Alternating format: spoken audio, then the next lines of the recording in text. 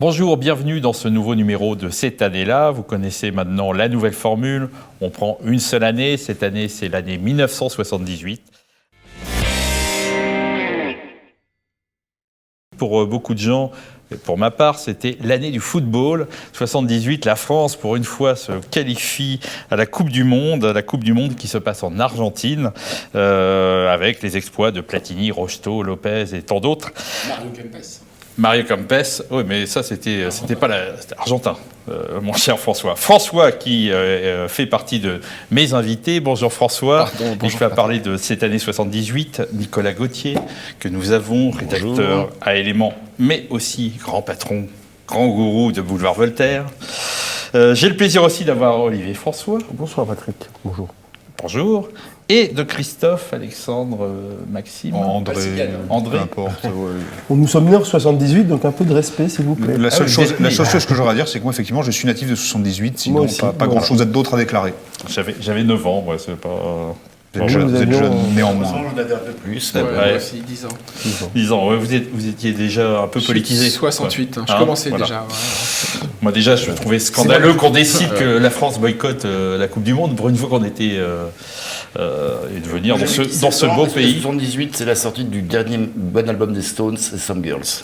D'accord, ok. Moi j'étais encore à l'époque, c'était 78. Piccolo et Saxo. Moi j'écoutais, vous voyez. Chapeau, des trucs comme ça. Voilà. Non, nous on va parler de l'année 78 parce que le 8 juin 1978, attention, Alexandre Solzhenitsyn disait aux étudiants de l'université d'Harvard qu'il l'avait invité, je le cite, « Non, je ne peux pas recommander votre société comme idéal pour transformation de la nôtre ». Voilà, c'est par ces mots que Solzhenitsyn va mettre ce qu'on appelle, François, les pieds dans le plat. Ça avait plombé l'ambiance. Ça a plombé l'ambiance. Ouais, parce que le 8 juin, c'était la remise des diplômes, donc ils étaient fiers d'avoir un invité, ce fameux invité russe. Et François, on va revenir peut-être en arrière. Déjà, comment Alexandre Solzhenitsyn se retrouve à vivre à l'époque aux États-Unis, et ensuite à être invité devant ses étudiants d'Harvard, mais surtout à parler, car au départ de sa maison du Vermont, au fin fond des forêts du Vermont, Alexandre Solzhenitsyn s'était promis de ne plus parler. Il n'a quasiment rien dit depuis la sortie de l'archipel du Goulag. Voilà, il travaille à son grand deuxième chef-d'œuvre, immense chef-d'œuvre de 4000 pages, La Roue Rouge, 4 nœuds, donc il s'y consacre nuit et jour. Il y a des images où on le voit en bûcheron, couper du bois, empiler des rames de papier. Et en fait, il s'en remet aux lois de l'Ancien Monde, qui sont les lois de l'hospitalité. C'est à Rome, fait comme les Romains, à Washington, fait comme les Américains ou les habitants du Vermont. Donc il se réfugie dans le silence, le travail, et il est sollicité par l'université d'Harvard, donc par la crème de la crème américaine, pour la remise des diplômes. Donc c'est vraiment les meilleurs, c'est l'élite de l'élite américaine, pour prononcer un discours, et les Américains s'attendent à ceux qui prononcent un discours. Alors à l'époque, on parlait du monde libre. Donc ça voulait dire qu'il y avait un monde sous scellé en face, le bloc de l'Est, et il l'était de fait. Et Solzhenitsyn, dans un discours assez bref, qui va être rebaptisé ensuite par l'éditeur de ce texte, Le déclin du courage, s'adresse à la nation américaine et dit cette chose sidérante, qui est un texte immense, Le déclin du courage, qui résume, c'est l'auteur Solzhenitsyn, c'est l'homme océan, de livres fleuves, mais également de textes foudroyants et très brefs, qui foudroient le lecteur comme un éclair. Et il dit non, ce sont deux sociétés différentes, l'Est et l'Ouest, certes, mais par des moyens différents, ils aboutissent au même résultat, qui est la déspiritualisation de l'homme, qui est la mort de l'homme, par la violence et la coercition derrière le rideau de fer, et dans les pays dits libres, entre toutes les guillemets d'usage, par le formalisme juridique, par le confort, par l'abondance, mais au final on aboutit à la même chose. Et le choc, il prononce ce discours-là à la Solzhenitsyn, avec une sérénité tolstoïenne. Il n'y a pas l'énervement chez lui qu'on peut retrouver chez Dostoïevski, chez Gogol, chez Sologub, chez quantité d'auteurs russes. Non, là au contraire, il y a une sorte de paix, comme l'horizontalité de la plaine russe, avec un calme, avec presque amitié. Donc le discours est d'autant plus brutal, d'autant plus violent, va d'autant plus choquer l'Amérique, que l'Amérique se voyait comme le sel de la terre et le phare de l'humanité. Et non, le phare de l'humanité, Solzhenitsyn là-bas comme un tronc d'arbre, comme dans le Vermont. Donc ça surprend tout le monde, et ça va appeler des polémiques en série pour recontextualiser le contexte, Solzhenitsyn, il le sait, il est instrumentalisé. Il est instrumentalisé par le monde libre, par l'OTAN, par les Américains. C'est un pion central pour abattre le monde soviétique. Donc, dans ce discours-là, il s'affranchit aussi du reproche récurrent qu'on lui a adressé d'être un agent manipulé, d'être un agent double, de travailler au service d'eux, des Français, des Américains. Donc il reprend sa liberté d'écrivain et il prononce un discours prophétique à tous les égards. Alors prophétique et avant tout, il s'aperçoit, et effectivement vous parlez, ce discours a fait scandale. Claude Durand qui dans sa préface cite dans voilà, vous pouvez le retrouver aux éditions Les Belles Lettres. Claude Durand, dans sa préface, cite les mémoires de Solzhenitsyn et il dit « Il pense qu'avant le discours de Harvard, il était naïf de croire qu'il était dans un pays libre. La démocratie occidentale, dit Solzhenitsyn, est comme le communisme, elle attend qu'on la flatte. » Et là, il s'en aperçoit parce que la polémique va en fait, on lui demande de rentrer chez lui. Grosso modo, c'est ça. Ouais. Voilà, il vient nous faire la leçon, alors que Solzhenitsyn fait la leçon parce qu'il vient d'observer ce pays depuis quelques années. Et il aime ce pays. Je m'entends. Il n'y a pas d'anti-américanisme chez lui. Il est dans un monde encore dans les prophéties de Tocqueville. Il y a deux pôles, il y a deux phares de l'humanité. Il y a la Russie et l'Amérique. Il aime l'Amérique. Il aime l'Amérique puritaine parce qu'elle lui rappelle les vieux croyants russes. Il y a des parallélismes et des symétries étonnantes entre la Russie et l'Amérique. C'est ce dans les forêts du Vermont aussi, certaines air russe. Voilà ce que Junger appelait le recours aux forêts, et qui pour nous, Européens de l'Ouest, est un fantasme, une utopie, le recours aux forêts. Nous n'avons plus de forêt primaire. Ils n'en ont plus, les Russes. Mais ils ont une plaine dans laquelle ils peuvent se réfugier, qui a été la plaine des folles en Christ, des saints, des utopistes, des Tolstoïens. Donc ils se retrouvent en grande partie avec cette Amérique sauvage. C'est ce qui rend encore le discours encore plus sidérant.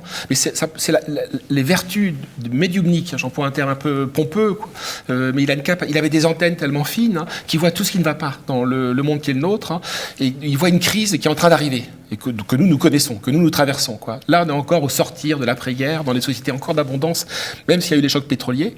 Et Solzhenitsyn dit non, vous êtes en train de mourir. Cette société est en train de mourir, comme la nôtre.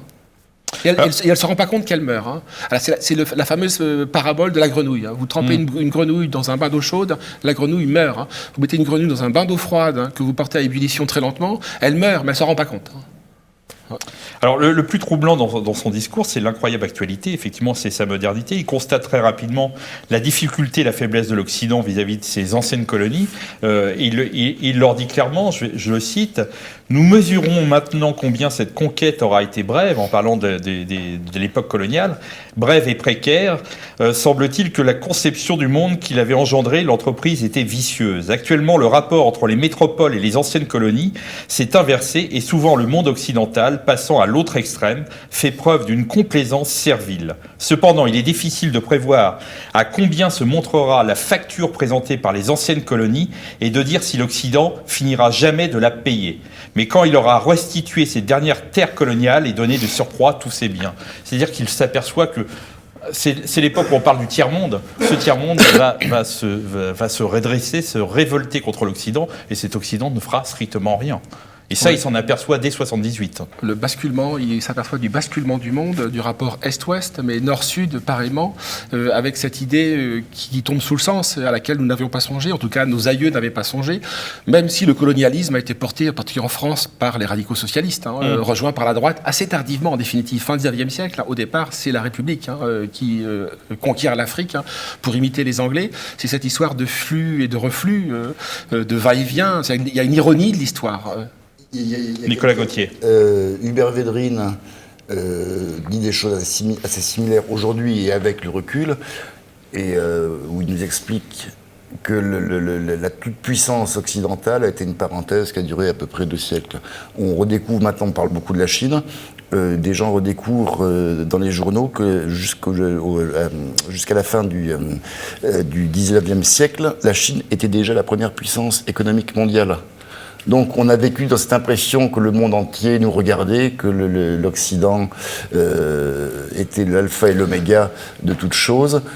Alors qu'en fait, aujourd'hui, c'est juste un retour à la normale. Il me semble que, Nicolas, pour la Chine, c'est au 18e et que c'est un rapport assez équilibré. Les travaux montrent que la Chine, le PIB, on n'appelle pas ça le PIB, mais la richesse produite par la Chine est à peu près équivalente de la richesse européenne. Alors, selon le calcul, il est équivalent ou supérieur, mais la différence, c'est que la Chine vit pour elle. Il y a un peu de commerce, mais pas trop. Les premières guerres, les guerres des opiums, ça va être déclenché par l'Angleterre pour obliger la Chine à acheter nos produits de force. L'ironie de l'histoire, c'est que maintenant, c'est l'inverse. Et sur Solzhenitsyn, il faut rappeler quelque chose. On a une vision déformée de la Russie. C'est un pays continent, la Russie. C'est un empire. Ça fait pas un pli. Les voisins proches ont des problèmes avec la Russie. Les voisins éloignés n'ont pas de problème. Comme c'est un pays, un continent, c'est 1/5 ou 1/6 des terres émergées. La Russie se suffit elle-même. C'est un monde, c'est une planète. Donc la Russie n'a pas ce problème de colonialisme. Les Soviétiques l'ont eu parce qu'il fallait exporter la révolution, mais pas les Russes. Et Solzhenitsyn est très curieux parce qu'il ressemble vraiment à une Russie à laquelle on n'est pas accoutumé. C'est un décroissant dans l'âme. Il a une vision du monde qui est franciscaine. Dans les grands textes, les derniers, La Russie sous l'avalanche, il défend ce qu'il appelle l'auto-limitation radieuse. On est au cœur de l'idéologie religieuse franciscaine. Il y a tout en Russie, il y a tout un continent, des vieux croyants au foie en crise qu'on retrouve dans tous les grands auteurs, Dostoïevski, Tolstoï, Leskov, jusqu'à Solzhenitsyn, tout un continent religieux de la fuite du monde, de la fuite hors du social, du fantasme des petites communautés. Ce pays-continent abrite un nombre de communautés incalculables. Il y a tout ça aussi qui se rajoute et qui donne à la grandeur de Solzhenitsyn quelque chose d'unique au monde. Je crois que, pardonne-moi Olivier, je crois qu'aucun auteur, on a tendance, et moi en particulier, à recourir au superlatif, mais je ne crois pas qu'un auteur ait joué un rôle mondial aussi important que lui de tous les temps, si on isole les grands fondateurs de religion ou de philosophie. Si on isole Socrate, Lao Tzu, etc. Aucun auteur n'a joué un aussi grand rôle que Solzhenitsyn. Et c'est le livre que nous vendons le plus à la librairie depuis un an. Au-delà des longs-sellers que sont Alain de Benoît, Dominique Vénère, Bernard Lugan, Jean Raspail, merci Olivier, le livre que nous vendons le plus, c'est Le déclin du courage. On le vend comme des petits pains. Ça veut dire que ça répond à une demande inconsciente ou consciente des opinions publiques. Ça aussi, il l'a perçu. Mais d'ailleurs, à l'époque, quand l'intelligentsia française le lâche, alors c'est Bernard-Henri Lévy en tête, mais Bernard-Henri Lévy ne se trompe pas d'ennemi. Quand il dit cet homme qui écrit avec sa plume trempée dans la glaise russe, il a raison. Il a raison. C'est Sauf la glébophilie, l'amour des siens, l'amour de son peuple. Sous la plume de BHL, c'est péjoratif, mais son constat est parfaitement... Vous faites bien de rattacher, vous faites très bien de rattacher Solzhenitsyn à une certaine tradition russe, on pourrait même dire slavophile, puisque chez les slavophiles, il y a des thèmes que reprend complètement Solzhenitsyn, y compris celui que vous avez cité, le Solzhenitsyn de la faim, de l'autolimitation, des communautés, de l'autonomie face aux gigantesques institutions modernes, qu'elles soient économiques et politiques. Mais il faut aussi rattacher ce livre-là, à mon avis, à un certain nombre de grands livres ayant comme sujet principal la crise. On pense d'ailleurs Le déclin du courage, c'est une référence, alors c'est l'éditeur, mais au déclin de l'Occident de Spengler sans doute. Et moi je rattache ce livre aussi à certains livres comme La crise du monde moderne de René Guénon, à certains livres comme de Bernanos. Je pense que c'est des jalons. Vous voyez, ce sont des vade-mecum, et on a dans chacun un livre comme ça qu'il faudrait avoir toujours sur sa table de chevet. C'est-à-dire pour certains ce sera La crise du monde moderne de René Guénon, pour d'autres La France contre les robots, et pour nous aussi.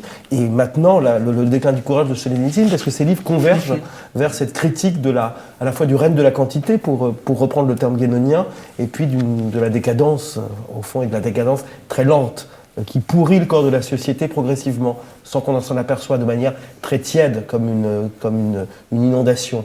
Vous avez raison. Si ma mémoire est bonne, dans un autre essai qui est paru peu de temps, quelques années après, je crois qu'il s'appelle Nano-libéraux de Solzhenitsyn, et c'est juste après la chute du mur de Berlin. Et en fait, il affine le constat, et à un moment, il écrit effectivement que le mur soit tombé, c'est bien, mais toute la boue de l'Occident, tous les égouts occidentaux vont se déverser sur la Russie. Il a une observation qui est incroyable, parce que quand il parle de la censure, il connaît très bien la censure en tant que russe, et il explique que l'Occident est beaucoup plus pervers. Il dit: l'Occident, qui ne possède pas de censure, opère pourtant une sélection pointilleuse en séparant les idées à la mode de celles qui ne le sont pas. et bien que ces dernières ne tombent sous le coup d'aucune interdiction, elles ne peuvent s'exprimer vraiment ni dans la presse périodique, ni par le livre, ni par l'enseignement universitaire. L'esprit de vos chercheurs est bien libre, juridiquement, mais il est investi de tous côtés par la mode. Cette mode, en fait, c'est ce qu'on vit aujourd'hui depuis 40 ans dans le monde européen. C'est l'éphémère, c'est ce qui n'est pas durable, ce qui n'est pas pérenne, tout ce contre quoi Solzhenitsyn se bat, puisque lui se bat sur ce que Marcel Mauss appelait le roc de la morale éternelle, donc quelque chose de solide, de durable, qui s'inscrit dans les temps. Et nous, non, au contraire, tout passe. Vous direz, c'est les paroles de la liturgie catholique ou orthodoxe en particulier, tout passe.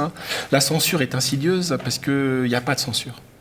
En fait, il y en a. Nous savons qu'il y en a désormais. Les GAFA, on sous-traite la censure aux GAFAM.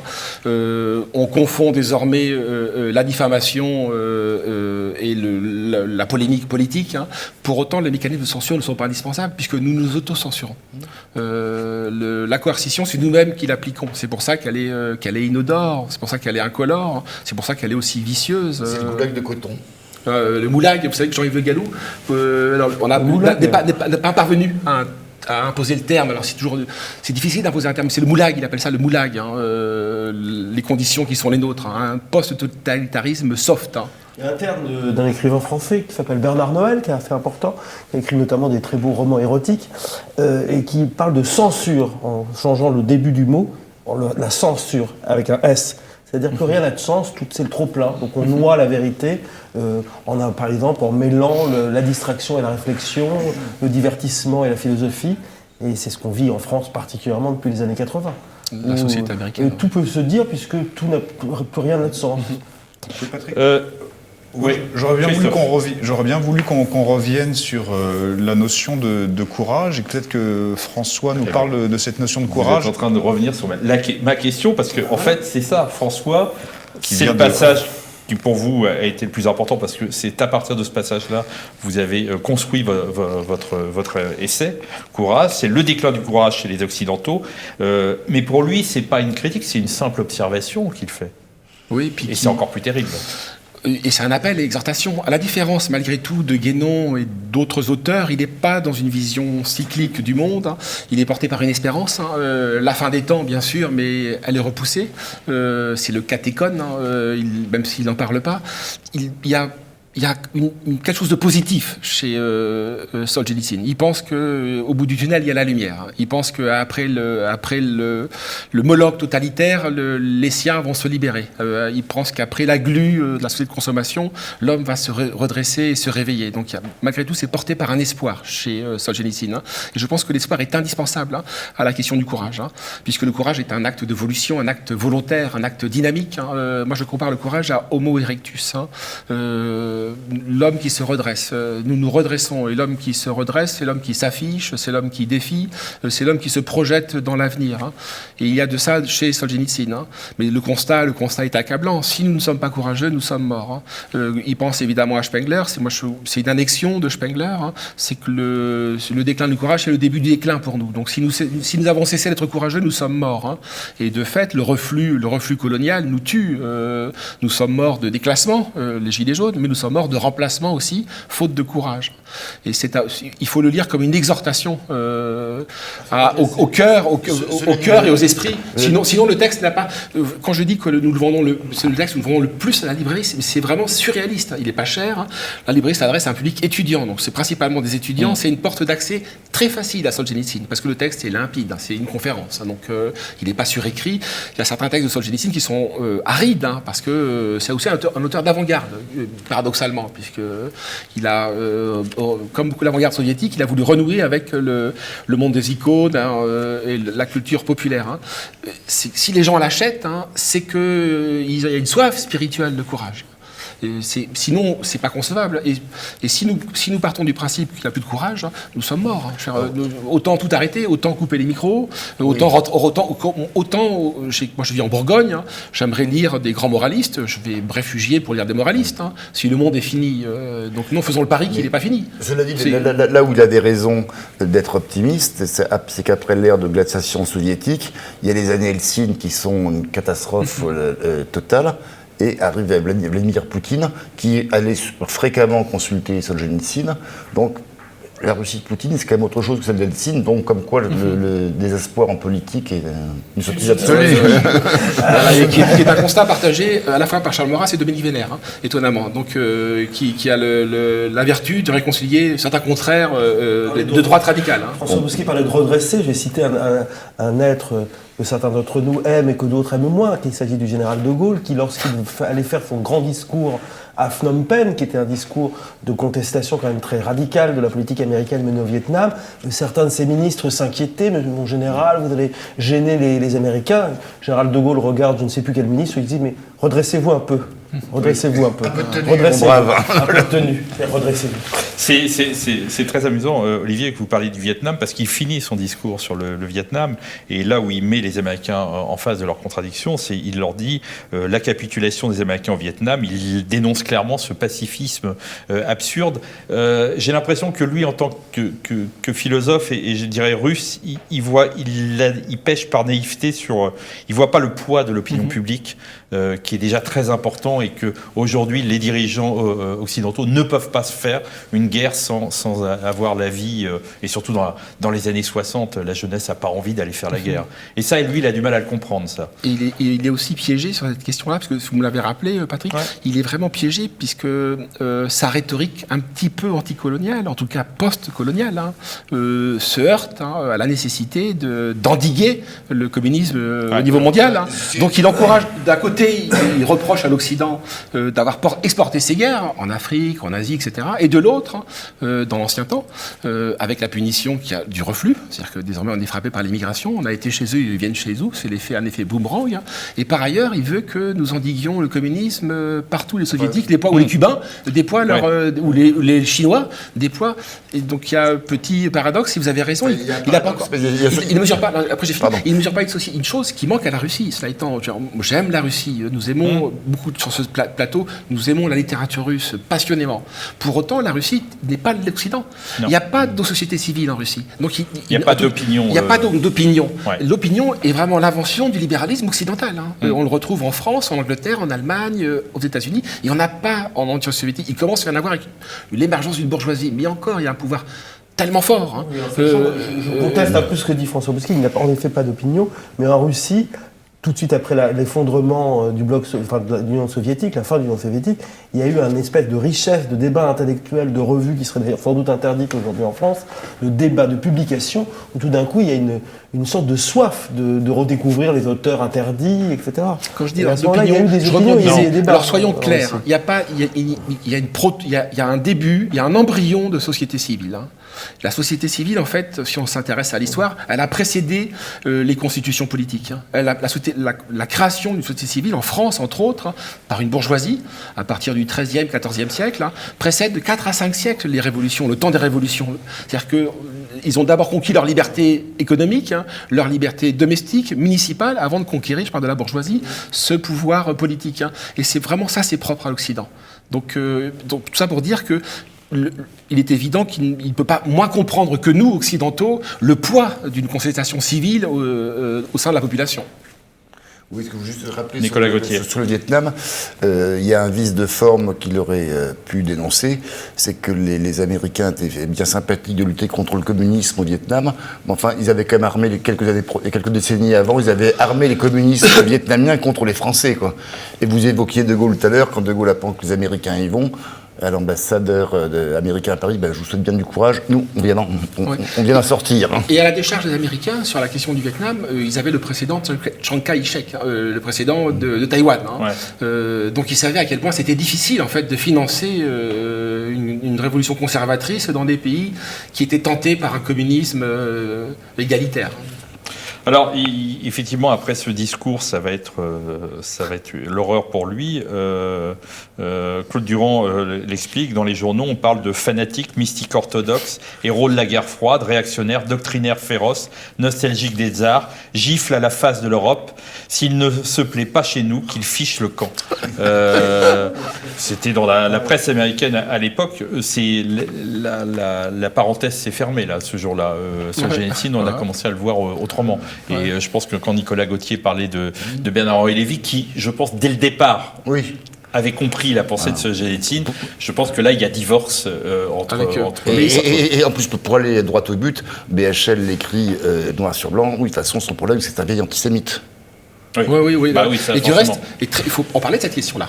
Les Juifs et nous, il y a un grand texte de Solzhenitsyn, 2 siècles ensemble, 2 volumes, où il revient sur cette question-là, et il dit, oui, il y a un antisémitisme russe. Oui, il le dit, oui, c'est vrai. Pardonnez-nous. Mais il dit, il y a une russophobie juive.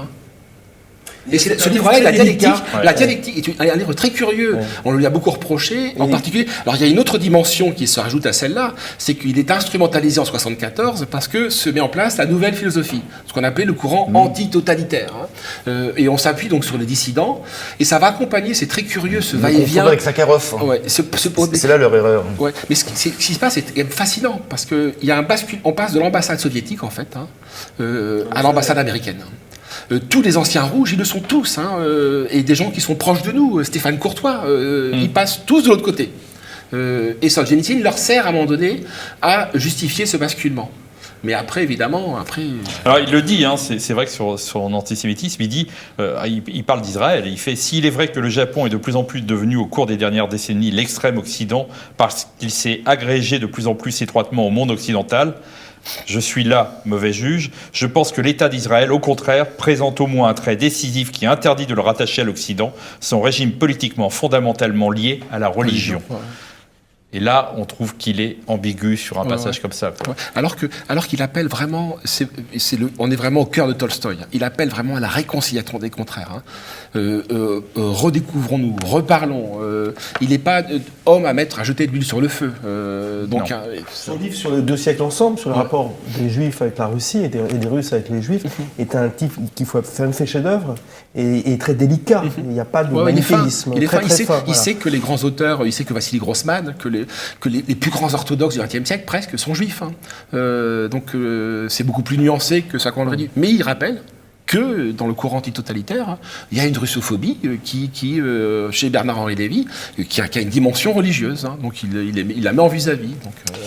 Voilà, donc en 1978, effectivement, si l'Argentine a gagné la Coupe du Monde, est sorti ce petit livre magnifique, c'est 9,90, vous allez à la Nouvelle Librairie, c'est le best-seller de la Nouvelle Librairie, Alexandre Solzhenitsyn, Le déclin du courage. Et on se retrouve, nous, dans 2 mois.